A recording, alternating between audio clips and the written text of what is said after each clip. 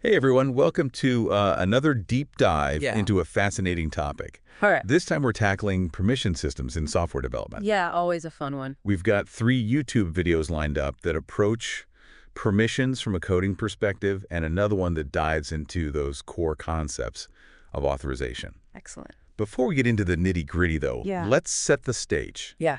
Imagine you're building the next big project management tool, like a supercharged Asana or Jira. Okay. We're talking multiple teams, a ton of projects, tasks, and Right. sensitive data floating around. How do you make sure only the right people can access the right stuff? Yeah, that's $1 million question, isn't it? That's what we're unpacking today. It's interesting how a lot of developers, especially at the beginning, think a simple system of roles like admin, Right. manager, or team member will be enough. Yeah. But as we saw in that Web Dev Simplified video, Oh, yeah. those systems run into limitations pretty quickly. Right. Yeah. The example with the YouTube comments. Mm-hmm. If a user should be able to delete their own comment, no matter what their role is, Mm-hmm. simple role-based systems just can't handle that? Yeah, it's like trying to force a square peg into a round hole. Exactly. And, we see this all the time, even outside of software. Right. Think about a company policy where all employees get a discount, Yeah. but then you've got a high-value client who walks in. Oh. That simple rule falls apart. It does. In code. Yeah.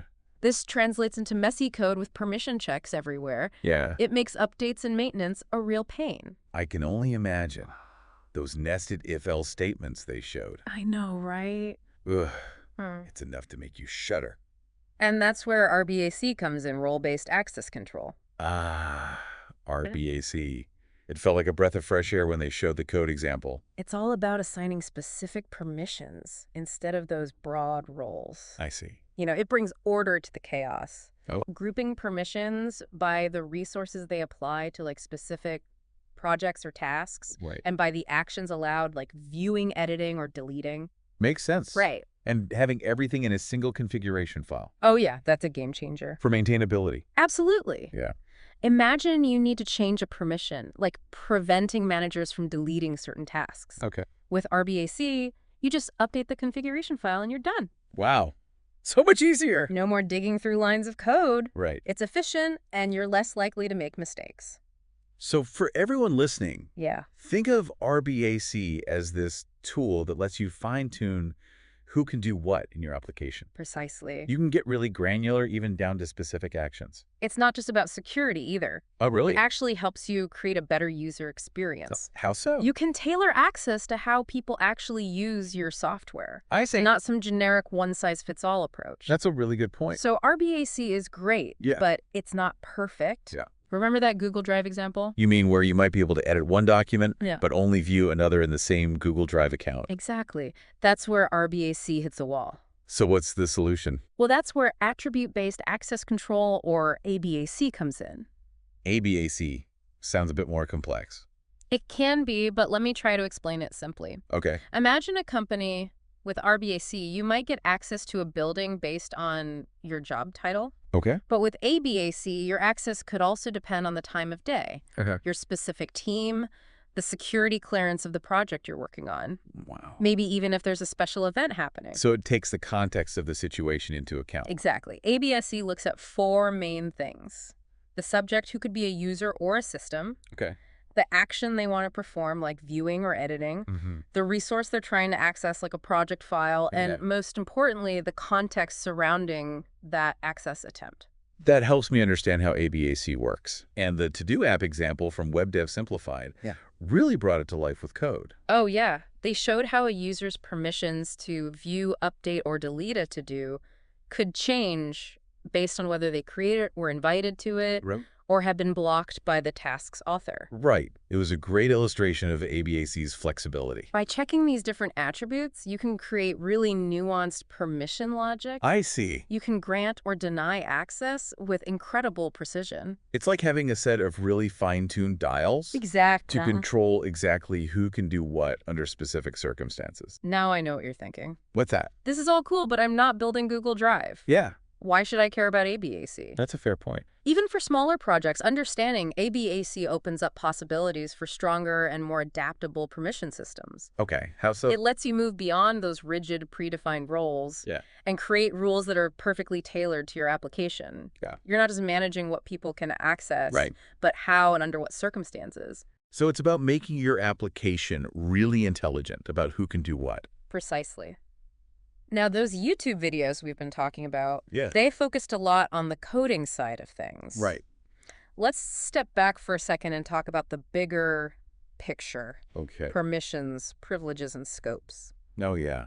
I think those terms often get used interchangeably. They do, which Yeah. can cause a lot of confusion. For sure. For a long time, I thought scopes were just a fancy word for permissions. I see.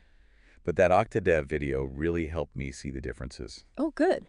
They used a simple analogy with a cloud-based project management system, Okay. kind of like the one we've been discussing. So imagine this project management system Yeah. has different workspaces for different teams. Yeah. Each workspace has inherent permissions, Right. things that are possible within that workspace, Right. creating tasks, assigning them to team members, and setting deadlines. So those permissions are built into the system itself. They Yeah. exist regardless of who's using it. Right. Now, when the user joins a workspace, Yeah. they're given a privilege to access it. So that privilege is like an assigned permission. Right. It defines what they can do in the workspace. Based on their role. Yeah, and the overall permissions of the workspace. Okay, now what about scope? Ah, yes. Scope. Let's say a third-party application Mm-hmm. wants to integrate with the project management system. Okay. To do that, it needs to access some data on behalf of the user. Right. Here's where delegation comes in. Okay. The user grants the third-party app a scope. So that scope Yeah. lets it access specific data or perform certain actions. Exactly, but only within the limits defined by that scope. So permissions are inherent to the system, Mm-hmm. privileges are given to users, Right. and scopes are delegated to third-party apps. And it's important to remember, What's that? not all permissions can be delegated, Okay. and some scopes might not directly match up with specific resource permissions. That Octadev video busted some myths around that. Nope. They used the example of OpenID Connect, Mm-hmm. where a scope isn't about accessing a resource, Right. but about requesting an ID token for authentication. It all comes down to this. Yeah. Each of these concepts plays a specific role Okay. in building a secure and flexible access control system. I'm starting to see how they all fit together. We Good. need to understand them all Yeah. to really grasp how permissions work in software development. Absolutely. Okay, so we've covered RBAC, Uh-huh. ABAC, Yeah. and even the differences between permissions, privileges, and scopes. Right. Is there anything important we've missed? Well, we've talked about these concepts on a high level, Mm-hmm. but we shouldn't forget about the real-world challenges of implementing permissions, Right. especially in a platform-specific context. You mean like Android? Exactly, that Philip Lackner video. Oh, yeah, the one about Android development? Yeah. Okay. That video showed how even something seemingly simple, like requesting access to the camera or microphone, can become really complicated. It was a good reminder of how tricky permissions in Android can be. Especially when you have to deal with things like permission rationales and permanent denials. Yeah, the system doesn't always make it clear whether a user has truly said no forever, Mm-hmm. does it? And remember that workaround they used? You mean inferring permanent denial based on the lack of a permission rationale? Yeah, clever, but it does raise some interesting edge cases. Like, What if the app hasn't even asked for the permission yet? oh, Or if a user disables the permission through the system settings instead of the app's own dialogue? it's a balancing act, isn't it? Yeah. You have to ensure security, respect user choices, Uh-huh. and make the whole experience feel intuitive. It's a tough one. Nobody wants to be bombarded with permission requests as soon as they open an app. Right. But at the same time, users need to understand why the app needs certain permissions. Absolutely. And I think that video emphasized the importance of clear communication Yes. and good user experience around permissions. It's almost like having a conversation with the user, isn't it? It is. Explaining why you need access, Mhm. what you'll do with it, Yeah. and making it easy for them to manage their permissions, It's about building trust. especially as privacy concerns keep growing. Absolutely. Users are more aware than ever about how their data is being used. That's true. So we as developers need to be more careful and responsible. I agree. So we've talked about how ABAC lets you control access based on context. Right. But what about considering user behavior too? What do you mean? Well, I was just thinking, Yeah. what if the system could learn from a user's actions over time Oh, interesting. and adjust permissions accordingly? So, like, if a user keeps granting location access to a ride-sharing app. Exactly. Maybe it could streamline that process. Right. Maybe with a simple confirmation instead of a full prompt every time. Or if they always deny a certain permission, the system could learn from that too, It's about anticipating user needs and preferences. while still respecting their privacy. That's a fascinating idea. It's like the system gets smarter and more personalized. Yeah. It reminds me of those recommendation algorithms ICE. used by streaming services and online stores. Right. They learn from your history and suggest things you might like. So you're thinking we Right. could apply that same concept to permissions. Exactly. Make the whole experience more seamless and user-friendly. It's a cool thought. It's not that far-fetched, is it? I don't think so. We're already seeing machine learning and AI used in security. True. I think they'll play an even bigger role in shaping permission systems in the future. It's like a personalized security detail for each user. Exactly. It's Yeah. exciting to think about the possibilities. Okay, so we've explored RBAC, Mhm. ABAC, Yeah. the differences between permissions, privileges, and scopes, Mm. the complexities of Android permission handling, Yeah. and even touched on the potential of AI and machine learning. It's been a lot to cover. It has. Yeah. What's the one thing you want listeners to take away from this deep dive? Well, I think the most important takeaway is this. Yeah. Permission systems are not just about writing code or implementing frameworks. I see. They're about understanding your users, Right. anticipating their needs, Mhm. and designing an experience that's both secure and user-friendly. And there's no one-size-fits-all solution, right? Exactly. What works for a small personal project might not work for a large enterprise application. The key is to choose the right tools for your specific needs. And remember, technology is always changing. It is. New frameworks come out. Right. Security threats become more complex. Yeah. User expectations shift. It's a continuous process of learning and adapting. I like how we went beyond the source material today too. and brainstormed about the future of permissions. With those ideas about user behavior analysis and intelligent systems, Yeah, it makes you realize how much potential for innovation there is in this field. it does. Speaking of learning and adapting, Yeah. I'm curious, Hmm? is there anything we haven't explicitly covered in the sources? Hmm. Something that builds on what we've discussed? You know, as we were talking about ABA and its ability to consider context, Right. it made me think about the challenges of managing permissions in distributed systems. Oh, like microservices architectures. Exactly. We touched on the complexity of Android, which is a platform in itself. Yeah. But imagine a network of interconnected services, Okay. each with its own set of permissions and access control rules. That sounds incredibly complex. It is. Yeah. You're not just dealing with permissions within a single application. I see. You also have to consider how different services authorize each other, how they share data securely, Right. and how you keep everything consistent across the entire system. That's a whole other level. It's a fascinating and rapidly evolving area. So we're moving away from centralized control It seems that way. toward a more decentralized model, Yeah, where permissions are distributed across multiple services. that's an interesting way to put it. It makes me think of blockchain technologies, How so? where trust is spread across a network. Instead of relying on a central authority. Right. I see your point. And just like in blockchain, Yeah. you need strong mechanisms for authentication, authorization, and auditing Absolutely. to ensure security and accountability. It raises a lot of questions. Like, how do you prevent one compromised service from granting unauthorized access to others? Right. How do you track permissions across the entire network? And how do you make sure the system can handle failures or attacks? Those are all crucial considerations. It sounds like we need a whole new set of tools and best practices. We probably do. And as more applications adopt microservices architectures, Yeah. this is going to become even more important. It's fascinating to think about how permission systems will continue to evolve. Just like the software we create. Well, it seems we've come to the end of our deep dive into permissions. It has been quite a journey. We've covered so much ground today. We has, from RBAC and ABAC. To Android permissions and the challenges of distributed systems. Hopefully our listeners have enjoyed it. I hope so too. I've certainly enjoyed discussing these topics with you. Same here. And to everyone listening, keep exploring, And keep learning. Keep pushing the boundaries. Absolutely. Until next time, happy coding. Take care. Bye. Bye. We've been talking about these concepts on a high level, Yeah. but let's not forget about the real-world challenges of actually implementing permissions. Right, especially in a platform-specific context. Exactly. The Philip Lackner video on Android development really highlighted that. Oh, yeah. That was a good reminder Yeah, of how tricky it can be to handle permissions in Android, for sure.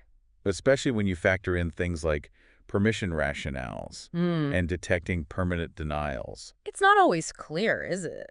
No, it's not. Whether a user has actually declined a permission forever.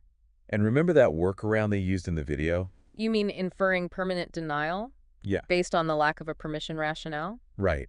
Clever. But it does raise some interesting edge cases. Oh, definitely. What happens if the app hasn't even requested the permission yet? Oh, that's a good point. Or if a user disables the permission through the system settings Right.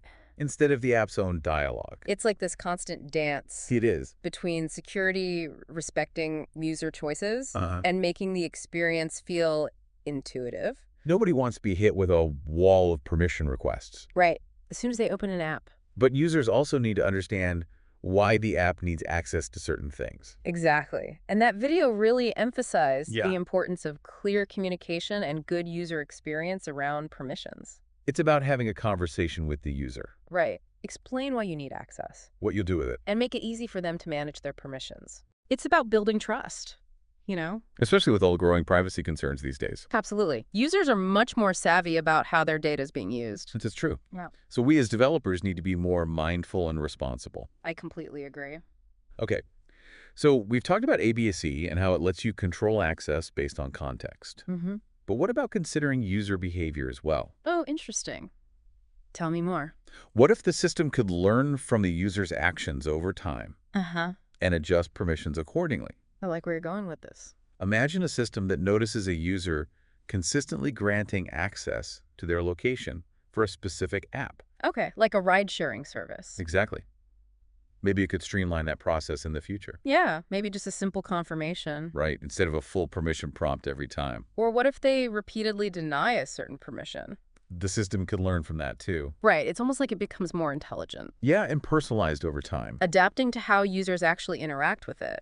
It reminds me of those recommendation algorithms. Oh, yeah, I see what you mean. You know, the ones used by streaming services or online stores. Right. They learn from your viewing history or your purchases. Exactly. And they suggest things you might like. So you're thinking Could we apply that same concept to permissions? to make the whole experience more seamless. And more user-friendly? It's an intriguing possibility. It's not as crazy as it sounds, right? No, not at all. We're already seeing machine learning and AI being used in various security applications. True. So I think we'll definitely see them play an even bigger role in permissions systems down the line. It's almost like a personalized security detail for each user. Exactly. It's Yeah. really exciting to think about the possibilities. Okay, so we've covered RBAC, Yeah. ABAC, Mm-hmm. the difference between permissions, privileges, and scopes, Uh-huh. the complexities of handling permissions in Android, Right. and even touched on the potential of AI and machine learning. Yeah. We've covered a lot of ground today. We have. What's the one thing you really want our listeners to take away from this deep dive? You know, I think the most important takeaway is this. Okay. Permission systems aren't just about writing code or implementing a specific framework. Mm-hmm. It's about understanding your users Right, anticipating their needs. and designing an experience that's secure, user-friendly, Yeah, and aligned with the goals of your application. and there's no one-size-fits-all solution, I think. Exactly. What works for a small personal project might be completely different from what's needed for a large enterprise system. It's about choosing the right tools and approaches for your specific needs. And remember, the tech world is always changing. It is. New frameworks pop up. Yeah. Security threats get more sophisticated. Right. User expectations evolve. It's an ongoing process of learning and adaptation. I really like how we went beyond the source material today Me too. and brainstormed about the future of permissions. I think it's important to think outside the box sometimes. Yeah. With those ideas about user behavior analysis and intelligent systems. It makes you realize how much potential there is for innovation in this field. It really does. Speaking of learning and adaptation, Yeah. I'm curious, is there anything we haven't explicitly covered in the sources? Something that builds on what we've discussed so far. You know, as we were talking about ABK, and its ability to consider context. Mm-hmm. It made me think about the challenges of managing permissions in distributed systems. Oh, interesting. Like microservices architectures. Exactly. We touched on the complexity of Android. Yeah, which is a platform in itself. But imagine a network of interconnected services, Right. each with its own set of permissions and access control rules. Each with its own set of permissions and access control rules. That sounds like a whole other level of complexity. It definitely is. In these distributed environments, you're Wow. not just dealing with permissions within a single application. Right. It's about how different services authorize each other, Uh-huh. how they share data securely, and how you maintain consistency across the entire system. So it's like moving from centralized control to a more decentralized model. Right. Where permissions are spread out across these different services. It makes me think of those blockchain technologies. Oh, yeah, I see the connection. Where trust is distributed across a network. Instead of relying on one central authority. And just like in blockchain, you need robust mechanisms for authentication, authorization, and auditing. To ensure everything is secure and accountable. It brings up all sorts of interesting questions. Like what kind of questions? Well, how do you prevent one compromised service from granting unauthorized access to others? That's a good one. How do you track permissions across this entire network? Right, and how do you make sure the system can withstand failures or attacks? Those are all really crucial considerations. It sounds like we need a whole new set of tools and strategies. We probably do.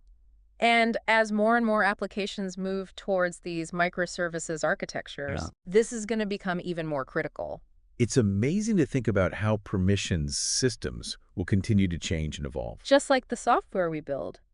So wrapping up, Yeah. we've explored RBAC and ABAC, the nuances of Android permissions, Right. and even the challenges of these distributed systems. It's been a pretty deep dive. It has. I hope you've enjoyed the journey. It's been great chatting about this with you. Likewise, to everyone listening, Yeah. keep exploring, keep learning. And keep pushing the boundaries. Until next time, happy coding.